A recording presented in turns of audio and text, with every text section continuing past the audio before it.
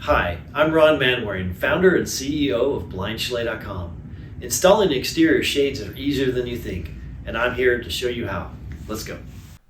Your roller shades will come with all the mounting hardware you need: screws, brackets, a cord tensioner, and bungee ties if you ordered them, and of course your sunshades. You'll also need a drill and either a ladder or a step stool. Start by measuring and marking where your brackets go. I typically mount the side brackets an inch or so from the edge, and this doesn't have to be exact. Larger shades may come with more than 2 brackets, and they just need to be evenly spaced. Secure each of the brackets by drilling the screws through the brackets into your patio frame. The brackets will mount onto the top for inside mount and through the back for an outside mount. Just make sure that the side of the bracket that is labeled top is up. Next, lift your sunscreen and set the headrail into the back of the brackets.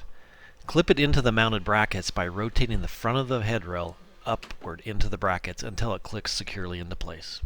Next, attach the cord tensioner to a nearby surface, keeping the cord straight and taut. You may have to pull the tensioner tight on the cord until you hear a click.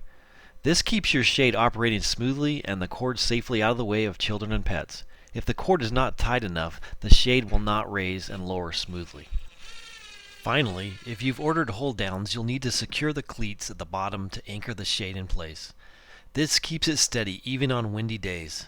Simply lower the shades to determine the location of the hold down position and use the drill to screw them into place.